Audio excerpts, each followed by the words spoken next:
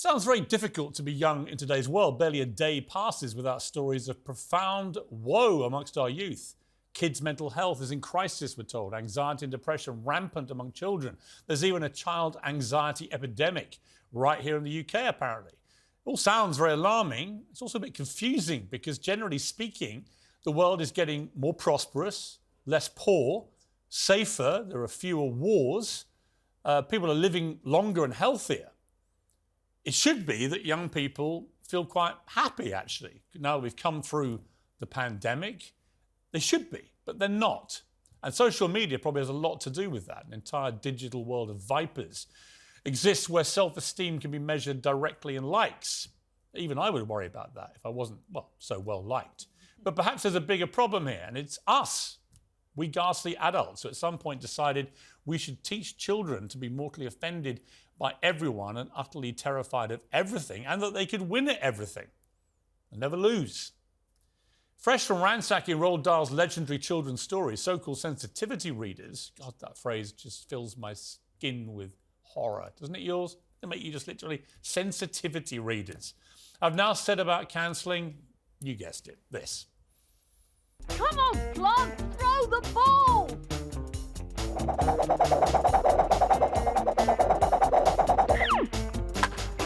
I've got it! I've got it!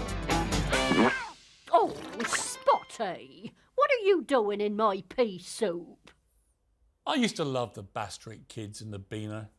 Those mischievous little rogues in Britain's best-loved comic book.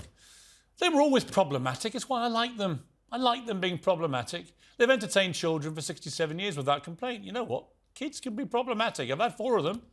The consultants from Inclusive Minds, the very same people who censored Roald Dahl's books, have quietly decided there needs to be some changes. Of course they do.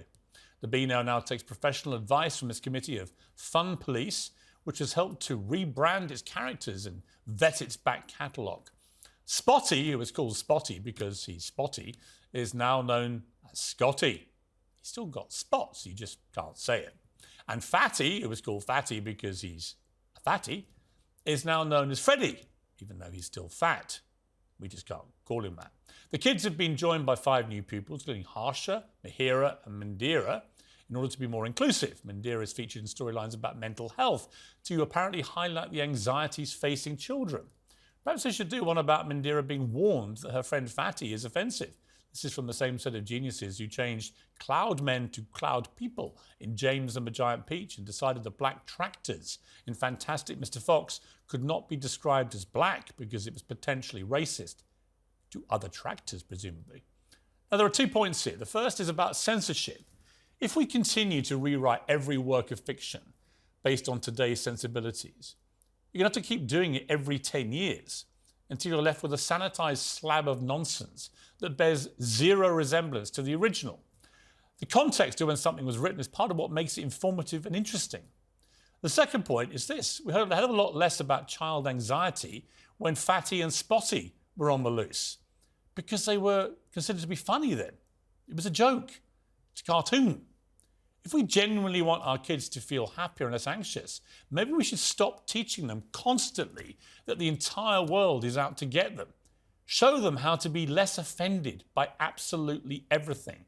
Stop allowing them to all get a prize in everything they compete in at school, so they all think that they're winners when sometimes they're not.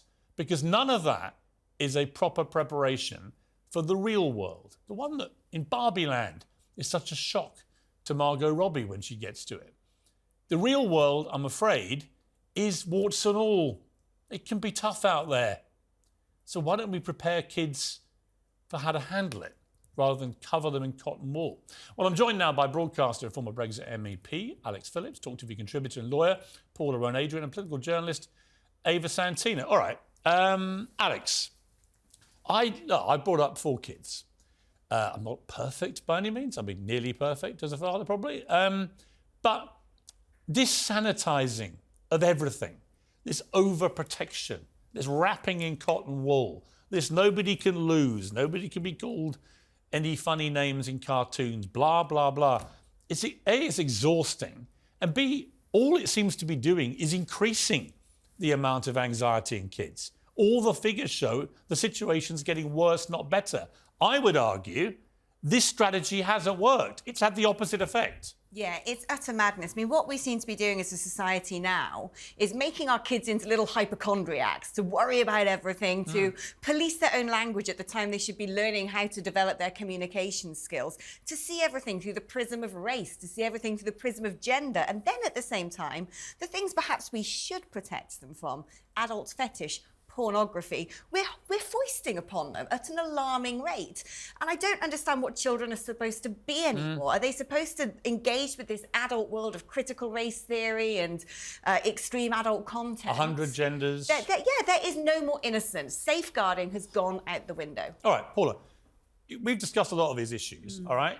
And I get that some kids are anxious. I've met quite a few kids who have a lot of anxiety problems. I think a lot of it is social media driven. I think a lot of it is dopamine driven, that they're exposed through social media to a constant barrage of imagery from wars and other things, which we simply would never have seen when I was a kid. So I think that cannot be overlooked, this constant sensory overload impacting negatively. And yet all the statistics will show young people, if they're calmly explained, there's never been a better time to be alive, actually.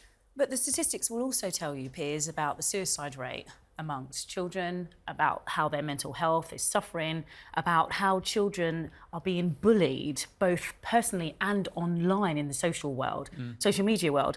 And so when we look at the Beano, what surprised me about this story is that we weren't applauding what the Beano were doing. We weren't saying, we weren't championing what they were doing, which is to stop children from calling each other names, because that's not appropriate. Well, you think it's going to stop because the Beano stops using names? I mean, come on. But, well, yes, I do actually, because it's teaching children that it's not appropriate. And you call somebody by their name, which is Frank, John, Paula or Alex. You don't call them Spotty, you don't call them Darky, you don't call them Fatty, you call them by their name. And so what you are doing what the Beano is doing is acknowledging that it's anachronistic in its style and that it shouldn't be, that it should be taking responsibility for providing a positive message for children. Stop being mean, children. Yeah, but the trouble is, life is tough, Ava. Life is very mean. You know, I always remind people of the Rocky Balboa speech to his son, who's a spoiled, entitled brat in the 6th movie. And eventually Rocky loses it with him in the street and says, look, life is hard. It will beat you down, right? And the challenge of succeeding in life is how many times you can get back up and keep moving forward. It's not how hard you can punch. It's about how hard you can get punched and keep going. We know this. And my argument is, I think we're just not preparing kids properly for the real world. And trying to create this kind of Barbie-style utopia where no one's mean, no one uses mean words, all that kind of thing, means you basically have to airbrush now every work of literature going back in history, because it was all full of mean stuff. No, I think you're it being was. overdramatic. Come on. From Roald Dahl to the Beano, they're all getting censored. Right. But I don't get it. I don't get any of it works. I think it's quite obvious that parents probably don't want to sit down in 2023 and read a bedtime story to their child about, Fatty and Spotty. I think it's probably market. I do. Hang on, I think it's probably market forces that have dictated it, and you love the free market, and I think they've probably looked at it and gone, do you know what, Beano, not really being consumed anymore. Why don't we try to get this, somehow purchased and back in schools, back at bedtime? And this is how they've responded. But let me throw this back at you. My daughter she's 11, she calls me Fatty all the time, right? And does this to me all the time. Good, it makes me go to the gym. Didn't know this morning. That's very, very different from reading her Barbie bedtime pressing this story. morning to female trainers. I mean, this is how I flow. But the point is, I'm not offended when she does that. I think it's funny, right? It used to be you could laugh at stuff like that. But what we're now in a world where Cosmopolitan magazine, one of the most influential magazines for young women in this country, puts a £305 model on the front cover and doesn't mention anywhere in the text, either on the cover or inside, that this is morbidly obese and very dangerous. Okay. We celebrate being incredibly fat. But if you dare to use the word fatty in the Beano about a fictitious character, all hell breaks loose. The sensitivity police get called in. It all has to be changed. Explain to me how that is good for society or good for the well-being of young women who think that being £305 when you're 5'2" is a great thing to be. It's body positive. Because no one's got the gumption to go, sorry, you are morbidly obese, You're going to die. And by the way, if you all want to be this fat, you're all going to die too. But then we should have done that for the models who were 80 pounds and 6 foot tall, who were on magazines for 20 years and gave, the whole world eating disorders. I said the same thing about the size zero campaign. I said that was wrong too. There was never any warning on there of how women achieve that body frame. No one ever talked about the smoking. No one ever talked about the drug taking or the excessive dieting. None of that ever appeared in a magazine. And Piers, I guarantee your daughter, when she calls you fatty, and you have that lovely little inside joke. You're not calling fatty. No, but you have. She's allowed to. You can't. But when you have a good joke about it and you're having, this nice, lovely moment, I guarantee you didn't teach her that word. That's probably something she's picked up and now you enjoy and you have a nice laugh. Yeah, she's picked it up. You didn't teach her that. She's picked it up because actually, kids do that kind of thing. They're kids, right? They're not going to stop because the Beano's changes everyone's name. You taught her that word, wouldn't it? If you were at bedtime and you taught her that word from the Beano book, that would be a bit strange. I just think I've tried to teach all my kids. Just don't worry about... My mother always told me, we talk about the patriarchy. I lived in a matriarchy with these wonderfully strong women in my family. My grandmother, my mother, my sister, my daughter's inheriting the same thing. And it's just that sticks and stones will break your bones, but words will never hurt you. You're very much never mind sticks and stones, words are far worse. They're not. They're literally not. And you know that that's not true. I do not know it's true. I think that's a really dangerous theory to push. No. We know that words hurt. We know that because our law recognises that fact, that people are often mistreated with words and that it can impact on their lives. We know that bullying, which doesn't have to include physical attacks, when we're talking about a verbal assault on somebody, it can often have the same threatening and intimidating effect as it could if you were physically assaulted. I know, but my point is... If you say if you say then we need to acknowledge that because they are viewers watching this who think it's appropriate to stand over a partner and shout abuse at them in their face or to even whisper it in their ear. I don't know there's any viewers. My viewers are not those sort of people. Absolutely not. I would hope I'd hope that they're not. I have a discerning audience. I'd hope that they're not. But Sadiq Khan recognises that abuse can be verbal as well as You're never going to persuade me that verbal mockery and stupid phrases is ever going to come close to physical violence. Well, maybe Meghan Markle might be able to do that. Well, Meghan Markle dishes it out like everyone I've ever seen in my life. She thinks it's fine to call the royal family a bunch of horrible, racist scumbags and make hundreds of millions of dollars. You never complain when she does that. But you only complain if people say how disgusting. But you say that is not appropriate, and that's exactly the example that I wanted you to give. No, you're missing my point completely. It's not appropriate to use language that would insult somebody. But you're not going to sanitise the world, Paula. You're not. You're not going to stop people being mean. We don't have to sanitise the world. Is we a can mean teach place. people to be kind. All right, let's teach people. Kindness. What about teaching people to just state the bleeding obvious? So, in the Women's World Cup, it's called the Women's World Cup. We have a new superstar, the Canada midfielder Quinn, goes by the name Quinn. Wasn't the name that Quinn was born with, but Quinn has been heralded, celebrated this week as the first transgender, non-binary footballer to play in the Women's World Cup. To which my response when I read this was, hang on a second, hang on. Is she a biological male? No, it turned out she's a biological female. Not she, so. So what is she? Well, whatever they'd like to go. Let's go. Well, hang on. Just to be clear. I think, Quinn. I haven't asked a question. They and Quinn. I haven't asked a question yet. She is a transgender non-binary. Mm-hmm. What is that? Well, how can you be transgender and non-binary? Because that's what they are. I thought non-binary meant you were neither one nor the other. What Quinn also is an Olympic medalist. Hang on, sorry. I thought transgender meant you literally male to female, female to male. Turns out the non-binary is not the same as transgender. I don't want to put words in their mouth, but I would say that's probably because they're not allowed to take the correct amount of testosterone because they are still playing in the women's team, and so I would assume they are saying they're non-binary. Testosterone. She doesn't want to be exactly. That's what I'm saying. So Quinn doesn't want to be male because Quinn can't compete. Quinn is a female playing against females, but now doesn't want to identify as a woman. Because you won't let her play on the male team. No, you're on the male team. You're missing the point. She doesn't want to play on the male team. But she's not actually. Quinn might like to do that. No, Quinn wants to be an ex-woman, Alex. Hang on, Paula. No. Who's upset Paula, about this? Stop being mean by interrupting. I'm coming to Alex. Alex, I just want to get my head around this. She's a transgender, non-binary ex-woman. So my question is, if you're no longer identifying as a woman, what are you doing playing in the Women's World Cup? Not my title. That is the official title of a tournament. She doesn't qualify. They They don't qualify, even though there's only one of them. They don't qualify for the Women's World Cup because they used to be a woman, but now they don't want to be a woman. So now we have to call them they for being a transgender, even though they're non-binary, and they're still playing in the Women's World Cup, and we're all supposed to go, well done, Quinn, what a moment!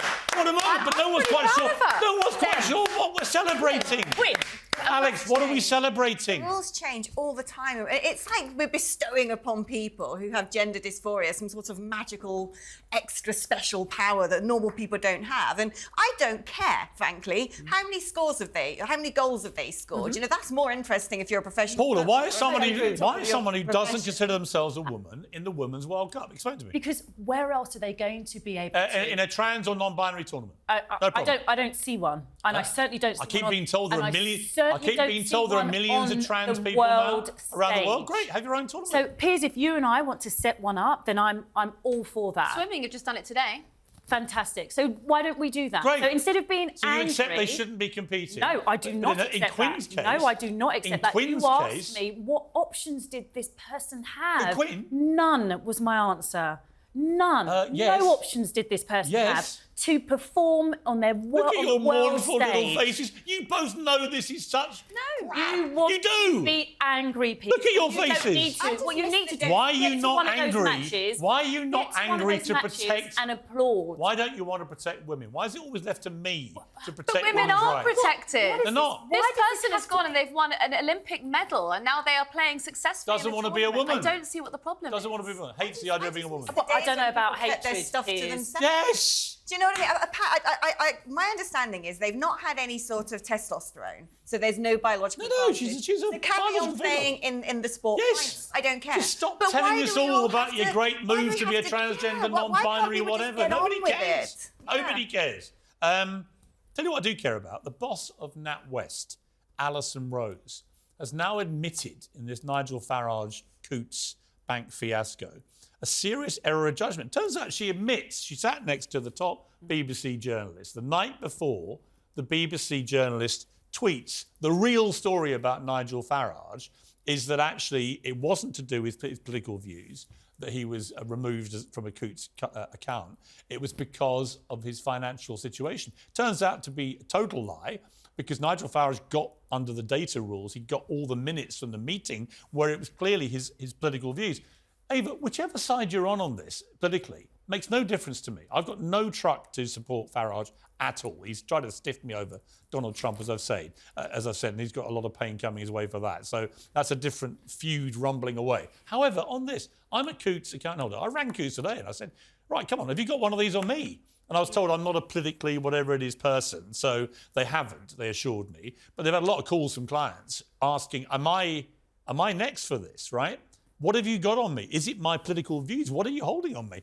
This is not right in a democracy like this, that people's political opinions lead to them having their bank account cancelled. It's just not. OK, can we make one thing crystal clear, which is that Coots is a very selective bank. So, Nigel Farage was offered a bank account with NatWest. Not with Coots. He wasn't going to be just thrown out. I mean, I can't go and get a bank account with Coots. They are very selective.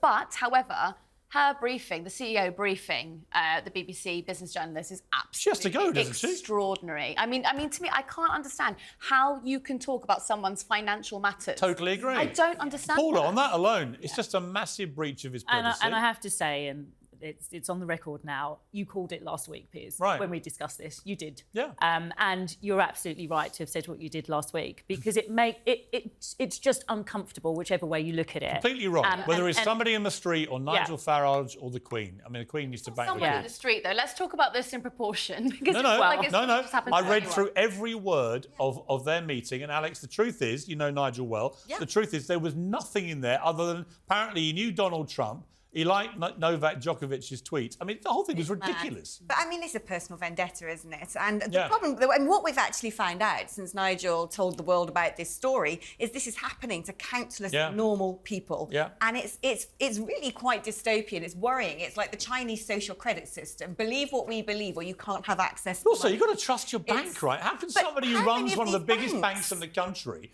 brief to a journalist, inaccurate, smearing information. And that tiny little thing there, That can is we the just correct issue. something, which is that the reason that some people are being turned away from banks now is because they want to deal in cash and banks no longer want to deal in cash. That is entirely different from political views. We've got two different stories here that are getting a little bit That's a different issue. No, but if we're going to say that, we should The clarify. clear issue here is if you have certain opinions, it should not be down to a bank to decide your opinions don't suit their values. It's nonsense. Because by the way, his views are shared by about 16.5 million people in this country. To be fair, I do get to choose who I bank with. So, for example, I'm aware of one bank, and I think it's the Cooperative Bank, if they still do, that were very clear and ran an advertising campaign about how they would invest your money in environmentally friendly, for example, projects. That's a good thing, and I can choose whether I want to bank with the Co-op or not. They should also have the opportunity to decide whether they want me as a customer. Hold on, when this is on the other foot, Yeah, and a bakery in Ireland says, I don't want to bake a gay wedding cake. Oh, all hell broke loose. Suddenly all hell breaks We are loose. talking So, about. you know, If we're talking about race, if Coots And by the way, this says, has happened to Jeremy. This happened to Jeremy Corbyn. Just imagine what would have happened. If Coots has said, I don't want to bank with you because you're white, or I don't want to bank, or you to bank with us because you're gay, then of course we're having a different conversation. Are we They're though? not having. Are we You though? cannot I don't compare think- what I don't- Coots did come on to now. that case. All right. Come on. Are we all agreed though that this boss should probably not be in her job?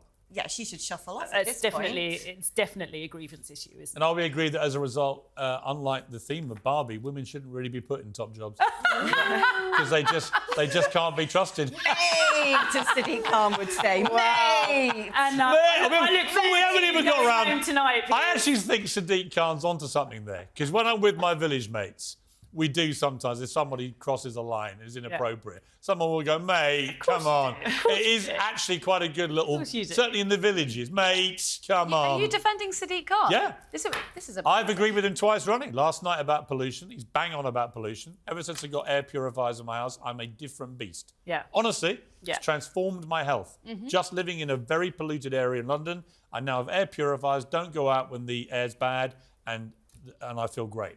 And I tell everyone who's out there who's got problems with red eyes, streaming, sinus, all that stuff you think may be hay fever, I bet it's pollution. Go and get air purifiers, shut the windows, only go out when your app tells you to. Trust me, you'll feel exactly like I do. I'm going to get Piers a Just Stop Oil Yes. jacket. Let's not I go like too it. far. Just Right, Stop thank you, Pac. Good to see you.